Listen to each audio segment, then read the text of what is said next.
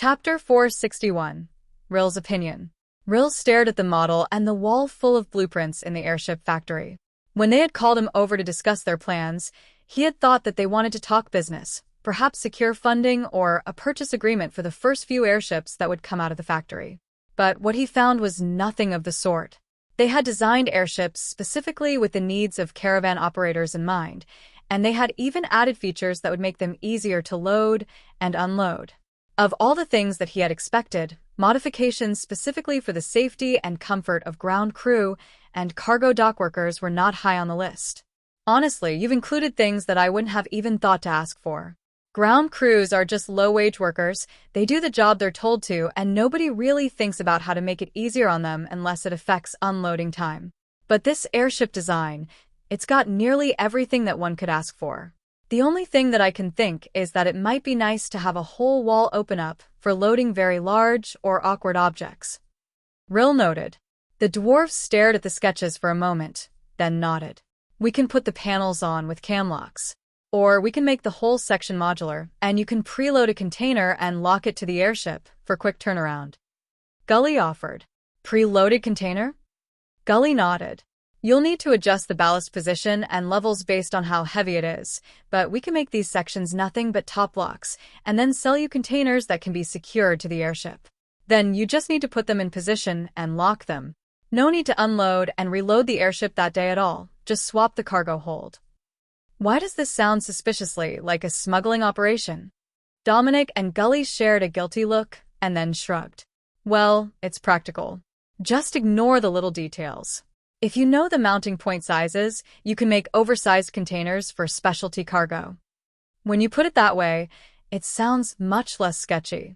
But we can discuss that later. The depots are all set up to load a standard cargo hold in a trailer. The solid design is perfect for that. When it comes time that someone needs a specialized cargo hold, they can custom order the airship directly from you. It will be easier than asking everyone to learn new loading patterns and practices. Rill decided. Dominic nodded. All right, then we'll get started on a full-scale prototype of this airship design. If there are no issues with the build or the material supply, we should have it ready in. He trailed off, and everyone else shrugged. There was no telling how long it would take to get everything fine-tuned after it was actually built. Well, we're going to have it built eventually. Rill just shrugged. I trust you. I can see that there has been a huge amount of progress already, and there are designs for all the Magitech orbs you said that you would need, so it's only a matter of finding all the materials and making the airship itself. Is there anything that you can't make with magic? Gully nodded. We're most likely going to need silk. I don't have a spell to make silk, but I do have one to make linen if we can get someone with strong enough nature magic affinity. The rubber I can make with nature magic as well, so it's possible that we can do it all here. But we might need an entire cargo trailer full of low-grade silk. Rill whistled in appreciation. Even if you use the cheapest of silk, that will be expensive. But that's how it is with airships. The raw materials make them expensive enough that nobody outside the royal families could just own one for pleasure. Dominic nodded. Well, we can work on that after the first batch is made. There are only so many ways to properly contain helium, and rubberized cloth is the most well-known one. If we switch it up too wildly, nobody will be able to repair it if the airship should get damaged. It's not like a hot air balloon, which you can patch with nearly anything. The merchant laughed at the thought. Magitech-powered hot air balloons were quite popular as noble passenger transports, but they would never have the ability to hold enough weight to make them practical for cargo. Well, not without significant magical assistance. Rill knew that many of the so-called luxury flights between noble estates were actually a cover to move contraband items hidden within storage rings. That sort of thing was inevitable, even during the days when they had to make excuses for a week-long trip by horse. I will talk to the trolls and the weaver. I know that we've been making a lot of linen cloth in town, as we have so much flax growing. The trolls will be able to help with any relevant nature magic, and the weaver should be able to supply us with the basic cloth. It might take some time to get enough for an entire airship, but we can worry about that later. I'm sure he will be happy to get a major customer for bulk materials. Dominic suggested. I wouldn't be so sure about that. He's already swamped with requests for making winter clothing. Rill reminded him. Right. It's not just good for rubberized containment, it's also easy to waterproof. I should have remembered that. In that case, order us an entire truckload of cheap linen. It won't set us back as much as the usual silk will, and I think that we can deal with the extra weight, right? Gully made a non-committal gesture, and Dominic frowned. Is there something that I'm missing? Cheap silk is thin and light, but not as smooth as good gossamer silk. Cheap linen is coarse and rough, much heavier than what we want. All right, order silk. Not trash, good enough to not have major flaws. We will take a truckload. Dominic relented. You would think that the payment was coming out of your own pocket. One of the engineers joked, then paused. He had forgotten for a moment that Dominic was the local duke. The payment really was coming out of his pocket, and a whole truckload of silk was not a common sort of order. Chapter 462. Cartwright. Once Rill had returned to place the order, everyone got to work on the airship's full-scale mock-up. If you have a spell gem for creating aluminum to do the airframe, I have a Magitech orb that works oddly for Dragonkin. It will upgrade the metal into a higher quality material, instead of a more powerful version of the spell. Dominic offered. The group just shrugged. They all had the spell, but they all had it as a spell orb. It was one of the essentials at their old job, and they were all given a copy. Why do you need it as a gem? You can use the two orbs together, and you'd need to level a new orb up anyhow. Gully noted. I've got a trick to using spell gems at a higher level, but it doesn't work with Magitech orbs. Dominic replied vaguely. Explaining the spellbook to everyone took too long, and there were always questions. One of the engineers fumbled through a storage item and came up with a small black gem. Here, I do have a copy of it as a spell gem.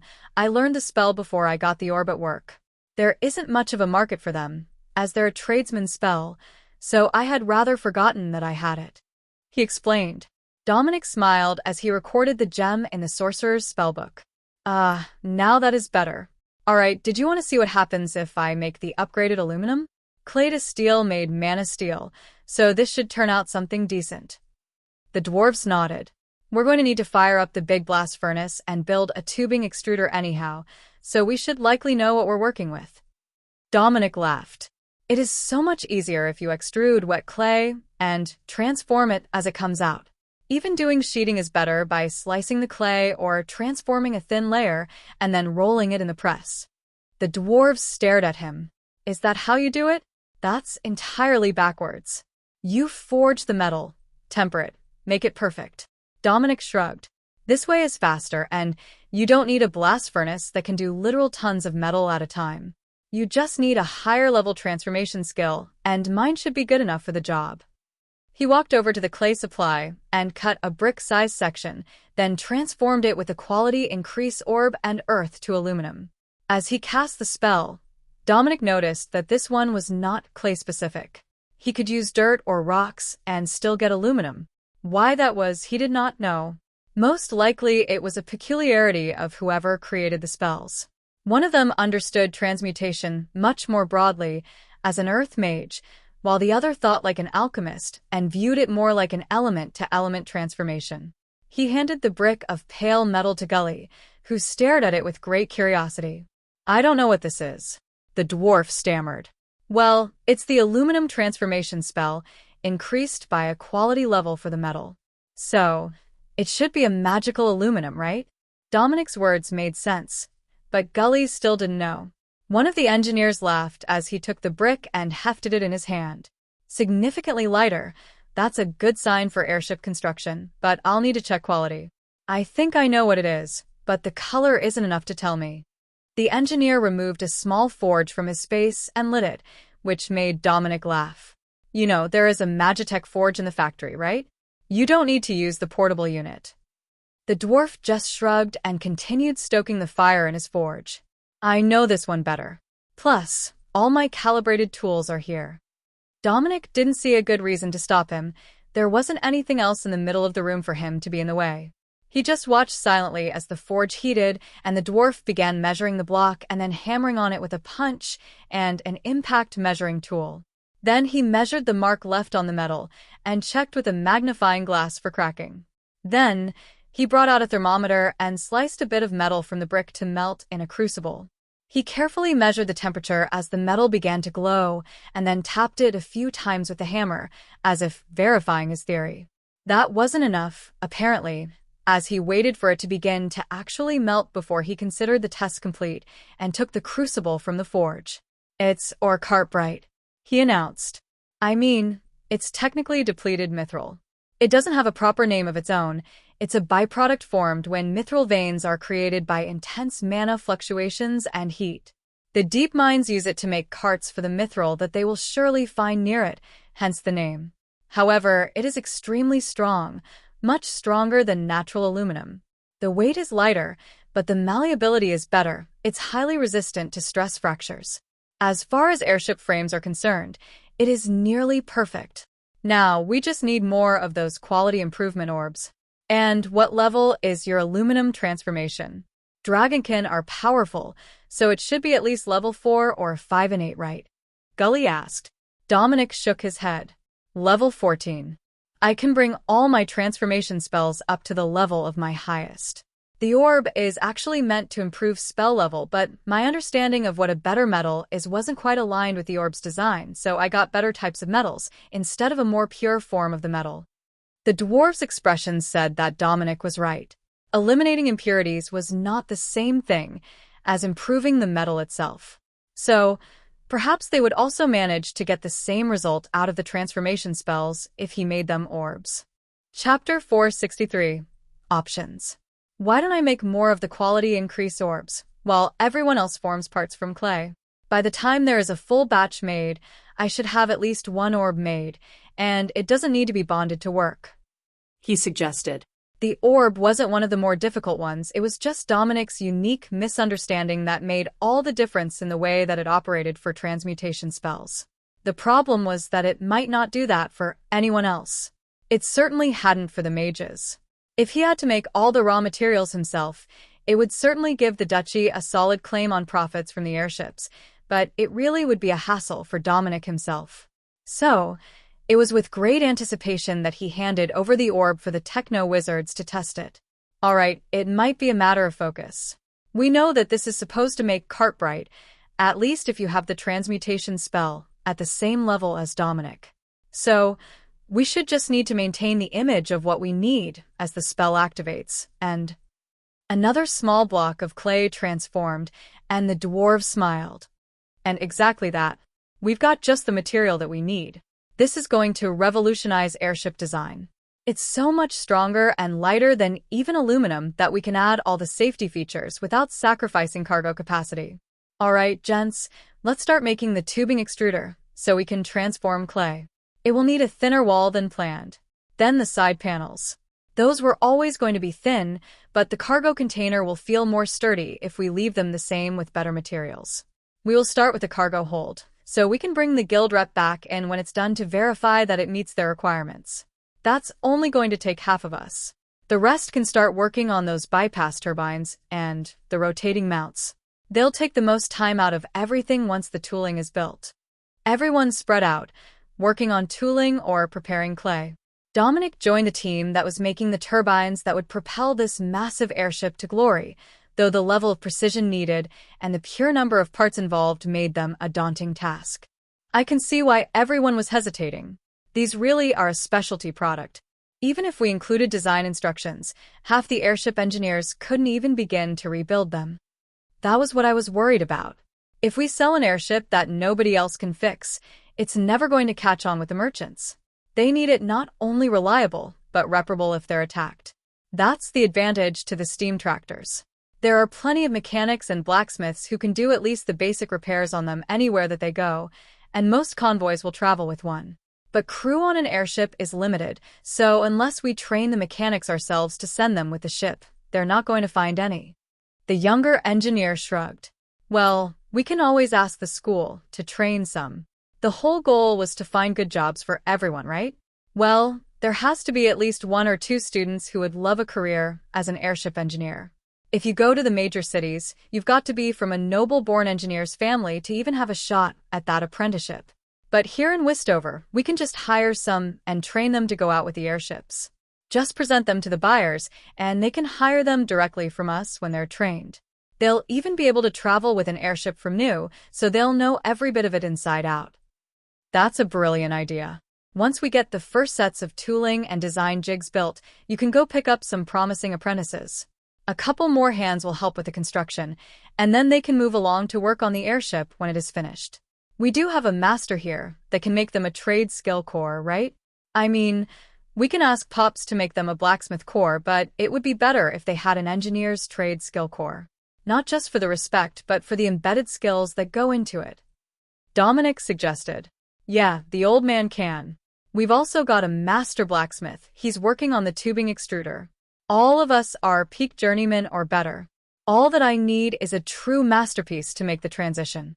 The youngest of the dwarves, still a few decades older than Dominic, agreed. Build first. I will go look for apprentices to take in and ship out once we have the basics built. One of the older dwarves insisted. That was the end of that discussion, and Dominic focused on creating a template for the turbine blades. Making them all identical would make it easier to replace them if they happen to get damaged, and it would allow them to carry a few spare blades in case a rock or bullet was sent through the internals. Fortunately, other than the turbine blades and the shaft that they rode on, the rest of the internals weren't all that subject to damage. You know, this is a multi-purpose design. We could eliminate some of the extra functions and make it easier to operate. We're going to be firing it with magic, right? This design will work better with direct Magitech heat if we're going to be using it to move air. Gully noted. Well, there goes our plan to use steam to drive everything. The younger dwarf sighed. Not necessarily. We can mix and match by customer orders. But it really would work better with a high-intensity fire spell in the chamber. The only issue would be that it would need something to get it started spinning, while steam would do that with pressure. Chapter 464, Sales Numbers. After much intense discussion, it was decided that for the sake of minimal mana use, the steam-driven turbines would remain. A closed loop, where cooled steam would condense and return to the water tank, would be used to minimize losses and to let them use conventional valves to control steam pressure and flow in a way that everyone who operated a steam tractor would be familiar with. Ease of use was king for new products, and with all the necessary complexities of a huge airship, making it feel familiar to users would bypass many of the mental blocks to making the switch. It would be the same merchants who were operating ground caravans now that they wanted to sell the airships to, and everyone preferred to feel in control when they were moving, especially when they were in the air. The sound of laughter caught Dominic's attention, and the turbine team all turned to see what was going on with the team on the other side of the warehouse. The tubing extruder was finished, and the dwarves had just realized that they had a small issue. Their manual tubing bender was not powerful enough to bend the upgraded metal, even with the thinner wall materials. They were going to have to either heat it or use a hydraulic bender to create the frames. Hydraulic bender is better. This stuff takes a lot of heat to soften, which is why it's so good for carts. We will just bend it to shape and weld on tabs to bolt the panels to. The blacksmith in charge assured them. That's excellent news. All right, gentlemen, let's get this put together. We can celebrate after we get Rill to approve of the cargo hold design and size. With so many experts, the cargo hold and lower carriage area went together much faster than Dominic had expected, and while there were no controls inside, and none of the necessary furniture for a traveling merchant crew, the cargo hold was suitably cavernous. All right, I will let Rill know that we've got an update for him to inspect, but he likely won't be here until later in the day. If I'm not mistaken, that clock says it's after midnight now. Dominic realized. We shouldn't bother him in the middle of the night. But it's not a rush. We will start on the first hoops for the upper structure in the morning, and then we can start placing the steam chamber and other major parts inside to check weight and balance. You can go do noble things, and we will send someone to come update you in a few days. Gully insisted. Sounds good to me. Dave will be missing me by now. The dwarves laughed as the sounds of a snoring troll rumbled in the silence. Dave wasn't missing anyone. All but one of the trolls who had come to guard Dominic were asleep outside the building. Larry had brought them soup earlier, and once they had eaten, they all settled in for the night, not expecting Dominic to be going anywhere. He hadn't expected to be going anywhere tonight, but they were ahead of schedule, and that gave him time to go home and spend a few days while the professionals did the labor-intensive parts of the job. They couldn't finish without the shipments that they were waiting for, but it would take weeks to build the structure, even if they managed to recruit apprentice airship engineers from the school. Dave quickly woke the others to escort Dominic back home, but left one troll to guard the door of the warehouse. The dwarves were busy, and there was a chance they would make a new flavor of soup for breakfast. That was a very important consideration. Dominic was as careful as possible as he snuck into bed so that he didn't wake Alexis. Coming in just before dawn would not make her happy, especially when she had an early morning training session with the guards and the veiled maids. So, he was more than a little startled when he woke up with the sun in his face and Alexis in his arms. A burst of magic activated the curtain pulls, dimming the lights so he could get a few more minutes of rest. If she wasn't in a hurry to get up, neither was he. When she did eventually open her eyes, Alexis smiled at him. "You found us a good one for the maids this time. Excellent work. How is the airship project coming?" "Not bad. We got approval from the guild for the specs, and they'll call Rill over later today to check the mock-up of the cargo hold and passenger compartment. It won't be ready for a few more weeks, but if he approves, then we will have a new product in development." Alexis mumbled happily as she shifted to lay her head on his chest. "Wonderful. We got 2 caravans yesterday. They're both taking full loads of fireplace inserts. They sold better than expected, apparently, and the repair shop is a big hit. I have the numbers for this week ready, and they're better than anyone had expected. I know that we're already doing well with all the monster cores, but we're also solid on physical currency." Nearly an entire truckload of silver arrived with a shipment to pay for the convoys full of fireplace inserts. According to the driver, they're expecting to need 10,000 more of them in the next 2 months, though they're not sure that they'll be able to get enough caravans through here to fill the demand. Chip and West Kyria are expecting a colder than usual winter season, and Duke Saldoc of Bostoveria has requested 5,000 units to retrofit the noble district around his palace. He's become quite enamored of Magitech lately, especially when it stops the burning of coal and wood in the city. Saldoc City is near a coal mine, so almost all their stoves have traditionally been coal, and his recent trip to Signia really enlightened him to the benefits of magical fuel sources. Dominic smiled down at her. "That is wonderful news. There is nothing better than finding out that we've got a full season worth of sales guaranteed." But there were 1 million people in Saldoc. 5,000 units would only cover the noble district closest to the Duke's palace. It would take years to fully convert the city. Chapter 465, Sleep In. The maids brought them breakfast in bed once they realized that the noble couple was awake, and Dominic began planning for a whole day of relaxation. Or, as much as he could get. There were always reports to go over. The financial numbers that Alexis had compiled, requests from the residents and the barons, and any mail that they had received. "How have the negotiations been going?" he eventually asked, remembering that there was a reason there were so many people in the manor. "Very well, actually. I have had to step in on behalf of the Signia royal family now that my brothers were called away, but we've nearly got the deal finalized.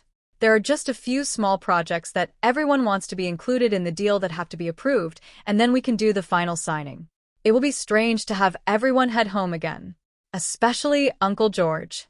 Getting to spend time with him has been great. I know that you and Fahad get along better than the others, but having George here is almost like having an elder from the family around to keep everything calm when the Axbridge prince comes up with a harebrained idea. Did you know that he suggested making powered gliders to use as bombers? Not a new type of aircraft, literally strapping rockets to gliders and giving the pilot a bag full of grenades. See, I knew that you would approve." Dominic laughed at the sour look on her face and kissed her forehead. "If it's bombers or escort aircraft for the airships, I'm sure that we can likely come up with something once the first round of airships is finished. They're cargo craft and lightly armed, so they might need protection if they're going to be flying through hostile territory. Not that they usually fly low enough to take ground fire. But we aren't making the military version until later. That one will be much more heavily armed, and we will make it more sleek with higher power output, so it can overtake the existing airship fleets of the other nations." He explained. "You came up with something that will let it do that?" She replied, gesturing with her fork. "Sort of. We did the math and it should work out like that. We have the strength, so as long as we make the airship properly sleek, We will have the thrust to push it way over 100 kilometers an hour. Alexis laughed. That will hunt down Dago's airships like they're parked. Everyone else on the continent is thinking of airship shipping at the speeds of ocean vessels, so you must have done something extreme. We made it an integrated airship, not a lift balloon over a conventional ship design like the old ones. It's not as traditional looking, or it won't be, I should say. But it's going to be fast, and it will hold a huge amount of cargo. Well, I suppose that it doesn't really matter what it looks like as long as it works. But you know how people are. The cooler-looking stuff sells so much better than the functional but ugly. Dominic chuckled. I've seen people come in asking for bronze grappling hooks, disappointed that there were only steel ones. It didn't matter that it was a better hook, only that it didn't look as cool. Then you understand the danger. It might be the most powerful cargo airship ever made, but if it doesn't look like one, they will reject it. Dominic nodded. We are making the cargo hold look like a ship and function as one, technically. You can land it on water to load and unload, because that's where most of the open area is. Or you can dock it at a proper airship dock if you have one. The difference will mostly be that the lift will be from an attached device and not one held to the cargo area with ropes. It's a bit of a design risk, but it's the only way that we can get the kinds of speeds that we need out of this design. It's also going to be relatively oblong and awkward-looking, like the classic oval balloons. I don't know whether that will help or not, but wide cylinders are better than long and narrow ones from a gas capacity standpoint. I'm sure that the guild will tell you if they think that the final design is an issue. But you can always just make it bigger to give it the right shape if that's an issue. Alexis paused as Dominic began to laugh. We already had to alter the design so that it would fit in the factory. We might have gone a little bit overboard with the cargo capacity. How much? It should be over 50 tons with a full crew, fuel, and supplies on board.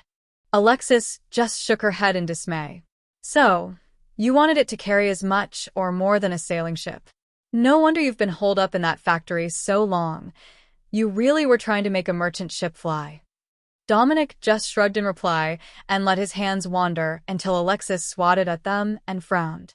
I suppose that we should get out of bed before we get truly distracted. Or we can lock the door and just spend the day getting distracted. She was tempted, she truly was. But she had already made plans and promises for the day, and the other royals would never let her live it down if she skipped a planned event to spend all day in bed, even if she wasn't spending it in bed alone. Get dressed up fancy, we will go visit the others and the envoys from the 3 nations for lunch. I promised them that I would be there, and they'll be happy to see you. They love gossip, and a few hints that Westover has new products coming to market in the next season will get them all excited. The better their mood is, the more smoothly the negotiations go. Chapter 466, Favorite Foods. Dominic examined his outfit, still somewhat uncomfortable in the fineries suitable to his station. He spent so much time in the forge, or with artisans in the factories, that he just never had to actually dress to impress, only well enough that he wouldn't be mistaken for a commoner. And what awaited him was most definitely a formal event. From the moment that he entered the room, everyone was at their formal best, and the envoys even stood to bow and greet him. He was quickly beginning to remember why he avoided these events. Greetings, envoys. I do hope that the accommodations have been to your satisfaction. Of course, Your Grace. Her Highness has been most gracious in the arrangement of accommodations for each of our delegations. It has led to most productive discussions. The envoy from Axbridge announced. The man representing Signia nodded his approval. Indeed. A few smaller details, and we will have the formal trade agreement finalized. Prince Fahad and Prince George entered at the same time with a polite handshake for Dominic, while the envoys bowed more deeply for the royal guests. Perhaps being a royal wasn't all bad, when it came with that level of ass-kissing. Alexis entered with the servers right behind her, made entirely of the veiled maids, not the regular domestic staff that they had hired to do the actual cleaning in the main house while the princess force was busy. Not that they didn't work as maids, they definitely did. But there was too much for them to do when they had so many guests, and there weren't enough fully trained staff, as Alexis had hired mostly young girls starting their apprenticeship. They would cycle through the house every few years, as they were married and settled into domestic life, but the job paid well, and it earned them not just experience with domestic tasks, but respect. Please, everyone take a seat. I have a surprise for you today, she announced as the staff brought in carts laden with food. The guests all took their seats, and the maids placed a small covered dish in front of everyone. Today is Envoy Macmillan's birthday, and as he cannot be home for the event, we have arranged a little something for him. First, we have a classic Mitfield comfort dish, chicken and dumpling. His wife assures me that this is his absolute favorite, even if we weren't able to get her personal recipe for the dish. At Alexis' announcement, the covers were removed, revealing bowls of rich and creamy stew with soft dough dumplings on top. The smile on the envoy's face said that not only had she gotten his favorite dish right, this soup held a special significance for him. I don't know whose recipe this is, but it is incredible. Thank you, Princess. Envoy Macmillan, an elderly man with wispy white hair, informed her with tears in his eyes. They ate in silence, and the staff brought him out an entire pot of the soup to offer him a refill. I would like some of that saved for later. I do enjoy a late-night snack, if you don't mind. The maid bowed silently and took the entire pot away to his villa, while the main course was served. Lord Dominic, how is the new project coming? We heard that Westover is getting into the airship construction industry, as well as the trade hub endeavor. The Axbridge envoy asked. Indeed. We have a design finalized, and the first prototype has just been started for a next-generation airship. It's being designed with lightweight materials and magical assistance for maximum cargo capacity. The Guild has been quite receptive during their consultation visits, and once we have the first version constructed, we will present it to the entire trade alliance so that arrangements can be made, should someone wish to place an order. They are significantly faster than the average airship and should be well worth the money. The envoy's attention was fully on him, with an air of "don't leave us hanging." If the design performs to the expected standard, we expect sustained speeds over 70 kilometers an hour, with a possibility of triple-digit cruising speeds on future models, he added. Seriously? Dominic nodded. We plan to make a special edition for the Signia military that would be capable of running down anything that we have currently seen in combat. Higher altitude operation and higher top speeds. But the first models will be cargo vessels suitable to the needs of the trade alliance that I have high hopes will be signed and sealed by the time that we can make the vessels to implement it. The envoys chuckled at his leading comment. They fully intended to have the deal done soon. If they finished too quickly, the leadership would think that they had left potential benefits on the table. If they took too long, they would seem incompetent, unable to come up with a deal. They were negotiating with hostile forces here. Everyone was an ally already. So, they would have it finished soon, strategically timed to coincide with the Merchant Guild announcements that Westover was a new cargo transfer station, and now the announcement of a new generation of high-speed cargo airships. That would be absolutely perfect. The only thing that could make the announcement of the airships better than a free trade agreement would be the end of the war in Dagos, but that was unlikely to happen. However, the airships would also be a point of hope to resupply siege-exhausted and starving cities that were waiting desperately for supplies. How fast will you be able to make the airships once the prototype is built? Envoy Macmillan asked, mentally calculating when to make the announcement of their deal being finalized. Unless we run into supply issues, we should be able to produce at least one a month.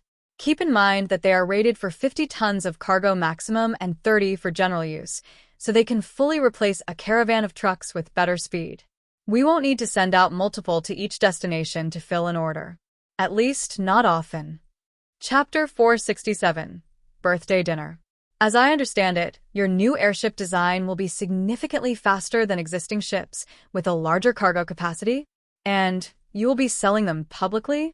The envoy from Axbridge asked. Indeed. I won't pretend that we're not expecting to have a waiting list, but if there is enough interest, we will expand facilities. Given the level of interest, I suspect that it will be one of our larger industries. Fortunately for us, with this new trade deal coming into effect, we will be able to sell them across the border without penalties. Dominic agreed. The bureaucrats smiled. That would keep their bosses happy for some time. If they could get one of these new fast airships, even if it belonged to the Merchants Guild, Having it on a regular route to and from the capital cities would be a huge career win for the envoys who worked out the trade deal. That is wonderful news. Perhaps it will be done in time for the next wedding season.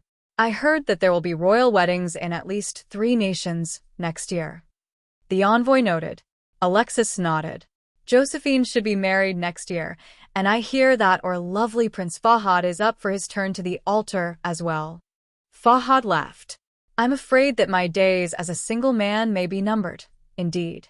Though, in Axbridge tradition, I will have to accept 3 brides at once to placate the great houses as the crown prince. Dominic gave him a sympathetic smile. I fear for your health, my friend. The envoys hid their laughter, while Alexis swatted him on the head. It's a political arrangement. More often, the heir to the throne comes from a concubine. Fahad explained. That doesn't make it sound better, actually. I can get myself in enough trouble with just one wife, and she actually likes me. The main course was finished and dessert brought out. Birthday cake, naturally. The envoys chuckled at the extra scoop of ice cream with Envoy Macmillan's slice and the happy birthday message. You really did talk to my wife, didn't you? He laughed. It's the little details that make the day special. If you've got to be away from home, we just need to work extra hard to make sure that you don't suffer. Alexis agreed. But how did you know that it was vanilla ice cream that I preferred, and not the sweet cream Mitfield ice cream? Cook Beth, from the Signia Royal Palace, followed us here to Westfield. She likely has a whole notebook full of guest preferences. It's one of the great advantages of an experienced cook. Alexis explained. Ah, that explains everything. The envoy took a bite and smiled. Yes, this is her cake. I would know this anywhere. But the ice cream, that's not her version. Someone else made it.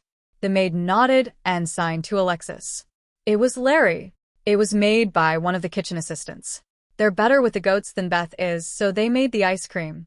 Honestly, I'm surprised that they had vanilla available.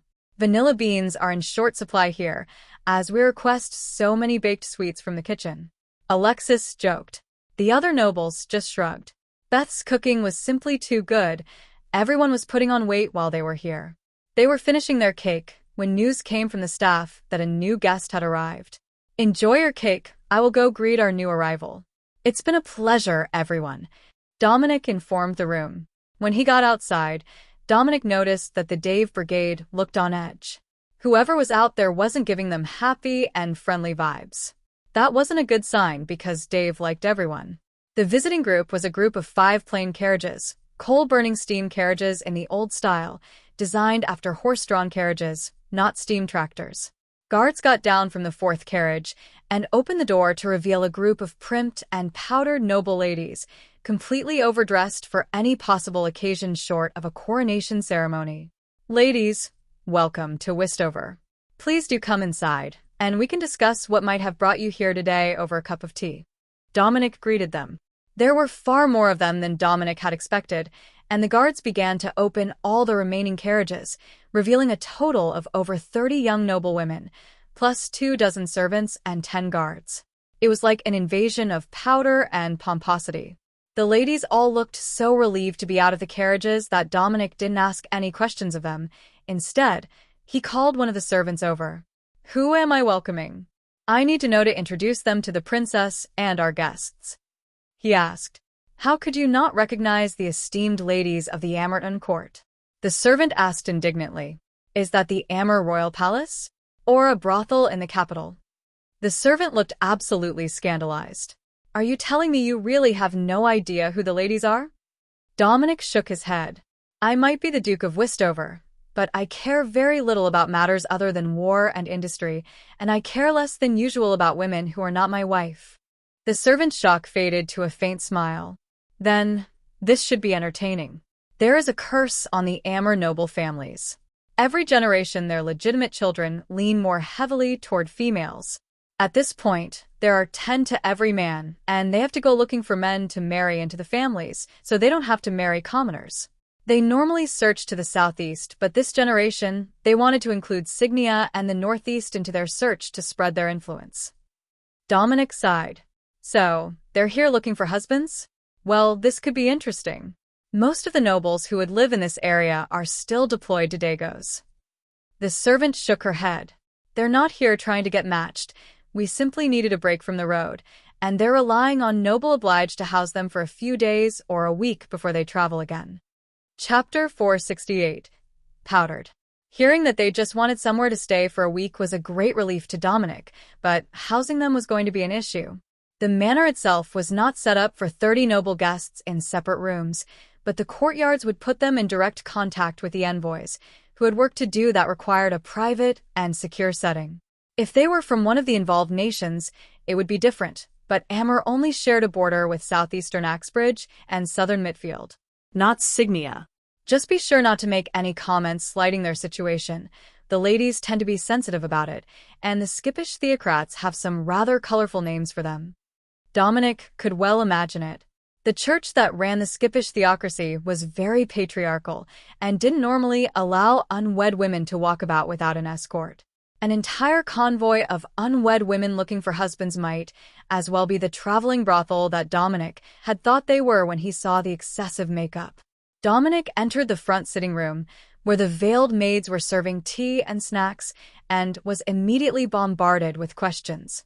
"My lord, might I know exactly where we have found ourselves?" "Our maps did not indicate a major city until we reached Castle City," one of the ladies asked. "You have found yourselves in Westover, as I mentioned. It is a newly reclaimed territory of Signia, formerly of Stantia province. I am Dominic Wavemates, the Duke of Westover." The room went silent as he finished, and then one of the girls gasped and began to fan herself dramatically. "Westover, as in the legend of Westover? The cursed earldom?" Dominic smiled. "It's a duchy now, under Signia's governance. But you are where you are thinking. I assure you that it's not nearly as terrifying as you might have been led to believe." The noblewoman who asked where they were giggled coquettishly, which made the veiled maids cringe in second-hand embarrassment. "Is it true that there is a feral dragonkin wandering the territory who will eat children who are out after dark?" Dominic laughed. "Of all the things I've heard about myself, that's one of the most entertaining. No, I have never eaten children. You are him? The, survivor of the events at Westover?" Dominic rolled his eyes. "There is no need to be delicate. I know what my reputation is like. Yes, I am the butcher of Westover.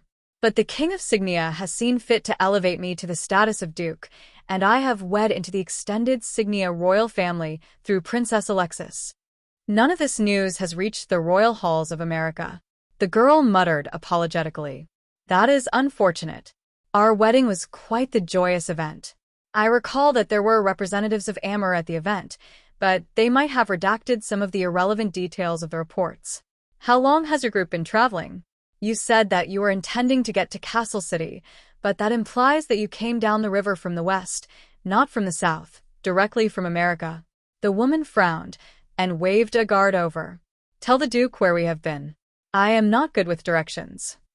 "We took an overland route north out of Guildminster, Your Grace," the guard explained.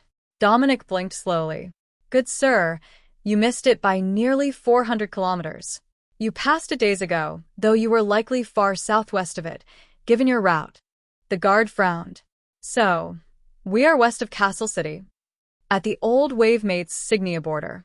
The river you have reached is the Westover River, and you can follow it back to Castle City if you travel east. It's normal for caravans to get lost going overland. They're too proud to ask for directions from the smaller baronies, so they just keep going." One of the veiled maids signaled to Dominic. "It seems that our journey was not so much slower than expected. We simply missed our target. However, this city seems quite pleasant, if smaller than Castle City is said to be. Tell me, with this city being recently moved to Signia's control, has it been settled again, or did it survive the war?" The noblewoman asked. "It has been fully revived. It was vacant of civilian population from the Dagos invasion until after the most recent change of control. I don't know that you'll find the husbands you have been hoping for, as our settlers are mostly not the noble sort, but our hospitality is not known to be lacking. If you wish to freshen up, I can lead you to the courtyards. It is naturally a shared accommodation, but it is larger than the carriages, and there is hot running water for the showers." Those were magical words, Dominic discovered. The tea and snacks were quickly abandoned for the prospect of a warm shower. Even if it is bunk beds in a barracks room, we don't mind, as long as there are real showers. They are Magitech, right? I hear that Signia has been implementing heated Magitech showers in every noble household. One of the girls asked in a pleading tone. Indeed. And Westover is head and shoulders above most cities, in that we have far more magic users, so we have changed nearly everything over to Magitech. If you are lacking the ability, just ask one of the veiled maids. They will be happy to assist you with the proper flow of hot water. They will show you to your accommodations, and you can settle your belongings to change. Settle them in the courtyards furthest from the emissaries. If there are senior royals, put them in the main house. The maids quietly requested the list of guests from the maids, and then gave Dominic a thumbs up to signal that they would put them all in the courtyards. Ladies, please. To save time, I will lead you to the unused barracks to shower. They are the only suitable space for so many to shower at once, but they have been updated with the finest showers. The veiled maid insisted. Your guards do not stay in the barracks? They have a new barracks building. The old one was built for humans, but the manor guards are all mountain trolls. Though they had already seen a few of them, the concept seemed to utterly baffle the ladies. Dominic could tell already that this was going to be an interesting visit. Chapter 469, Amerton Court. Once the ladies were all gone to change, Alexis came out to talk to Dominic. What's this I hear about you thinking the Amerton Court was a brothel? It sounds like one. I mean, come on. We're escorting the ladies of the Amerton Court. Totally sounds like a traveling brothel. Dominic defended himself. The princess laughed quietly, while the few servants who hadn't accompanied their ladies to the showers bit down on their hands to stifle the sound of their laughter. And the fact that they're all 14 to 16 years old? Alexis asked. You haven't been to the slums in a while, have you? But that's not the point. Who could tell under 6 kilos of powder and rouge? You can't even see their facial features. One of the maids rushed out of the room, and Alexis rolled her eyes. It's a custom in the southeastern nations. They think that it makes them look more mature and reliable, like a good wife. Dominic shrugged. You could put them in a simple corset dress with no makeup and pigtails, and half the young barons would be on them like a fat kid on a cupcake. That's not a glowing recommendation of the barons. Dominic shrugged. Not every man can be as cultured as I am to truly appreciate the finer aspects of a warrior bride. The maids who had arrived with the noble women looked utterly baffled by their interaction, until they realized that Alexis wore a pendant that marked her as a royal paladin, and that she had a sword on even in a formal dress, while Dominic only carried a single dagger as a token of being armed as a duke should be. A maid stepped forward, hesitant, but in need of answers. Dominic nodded, and she began to speak quietly. Your Grace, is there a custom here that our ladies should be carrying weapons? Oh, not at all. Princess Alexis is a paladin, so naturally she is armed. I am a sorcerer, so I only carry a token blade that I will enhance with magic if I need it. Well, there is also a gun under my coat, but that's less traditional and more practical. Nobody expects noble ladies of any age to be armed. That is what the guards are for. There is also little need for it here among friends. We've got 50 mountain trolls on guard. Nothing short of a full invasion could breach the manor. The guard nodded to the maid, confirming Dominic's words. He had seen the armor that the trolls had, and if that was representative of the whole force, nothing was getting into this manor, even if it was a full invasion. Did you get them settled? Alexis asked, curious what Dominic had ordered. Into an empty courtyard. It will be a bit of an imposition on the meetings, but it's the only place with space for so many. The servants can use the barracks when they're not on duty, as their residence isn't intended for so many. The maids are bringing in extra beds to the courtyard, and the ladies are showering in the barracks while their rooms are prepared. We have the supplies, they just need to be arranged for the guests. Alexis nodded. She knew what they had in storage, and there was more than enough to deal with the situation, though they would be a bit crowded in one courtyard. Still, she didn't object to Dominic's decision. Putting them all together would keep them from settling in and waiting for more single nobles to come visit. The girls who went on international tours were normally less wealthy, not the eldest or even the second daughter, and becoming desperate to find a good husband, so they could avoid becoming an older man's concubine. They were all technically members of the royal or senior noble lineages, but their options were extremely limited at home, and if they couldn't prove themselves by securing an alliance without family assistance, they would get whatever was left over. The sound of joyful laughter carried from the barracks across the yard, and Alexis rolled her eyes. We could have left them in the old barracks, and they really would have been fine. Dominic shrugged. Well, I thought that I might give them a tour of town tomorrow. It will get them out for the day so the envoys can work, and they might be able to find something that they need. Alexis laughed. They won't have much spending cash. They're hoping to get married off before they run out of dowry. Dominic shrugged. Well, perhaps they'll need a bit of fresh air. Getting them out of the house and moving around is a good start on its own, after being trapped in the carriages for weeks. Besides, it will encourage gossip, and if I bring a maid with me, we might even learn something about current events to the south. They had passed through Heir and Mitfield, so they should have some idea of how things were going, even if they hadn't stopped much. All right, that is an excellent plan for tomorrow. I have asked the kitchen to have something made for them that isn't soup. Larry and the other trolls were happy to share, but I'm sure the ladies will appreciate it if their dinner comes with bread rolls or sandwiches. Alexis agreed. If the veiled maids were with them, there was a limited amount of trouble that they could get into. The real issue would be keeping them away from the envoys, who were all ranking nobles who had unwed younger family members. They were prime targets for the traveling bride convoy, not just because they were available but because the alliance would benefit both families. However, it would also completely derail their negotiations and lead to even more guests arriving in Westover for the formal betrothal and premarital meetings. She was hoping to get all the trade deals signed and dispatched before anything else happened to change their minds. If they started getting notions of bringing Heir into the deals, they would be at it all winter before anything was finalized. Chapter 470. Memorable Faces. Unfortunately for Alexis, that plan was doomed to failure from the start, as the girls had taken Dominic's opinion to heart and came out of the shower with their hair in simple but stylish braids and only a light hint of makeup that emphasized their youth instead of trying to portray themselves as mature and reliable. For the envoys and their teams, who were mostly grandfathers already, it was effectively a killing blow. You know, those blue eyes remind me of my godson Gerald. I believe that I have the picture of him here. The Axbridge team's transcriptionist mused to one of the girls when he saw her enter the park between the villas and courtyards where everyone stayed. Really? I thought that blue eyes were rare in Axbridge. She replied eagerly. The old man dug out the picture, and Dominic did his best not to gasp in shock. He knew this man, and he was not what Dominic would have called a respectable noble. Well, perhaps in some ways he was respectable. His magical skills, for one.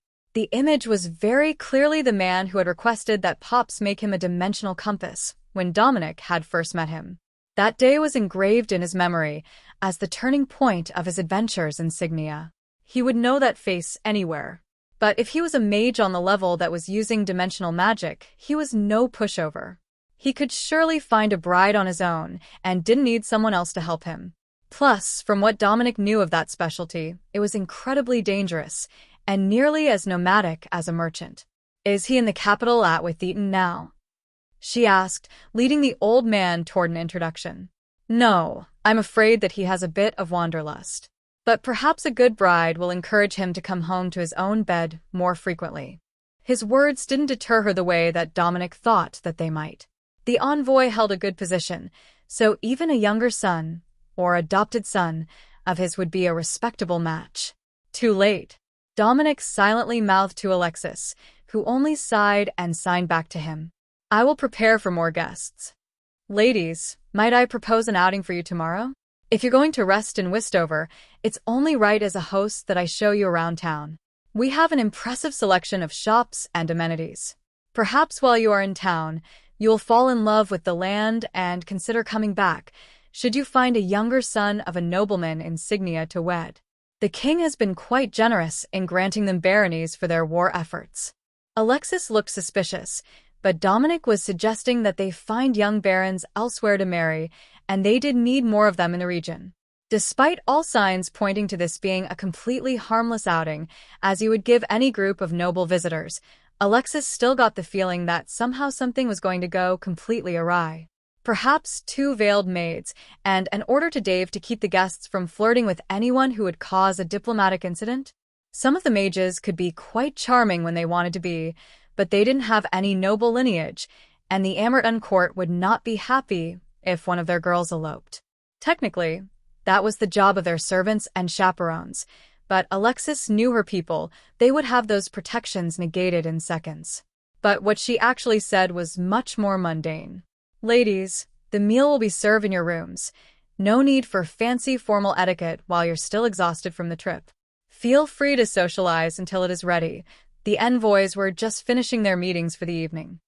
The staff members of the diplomatic teams were already busy with messaging tablets, sending information to their families back home.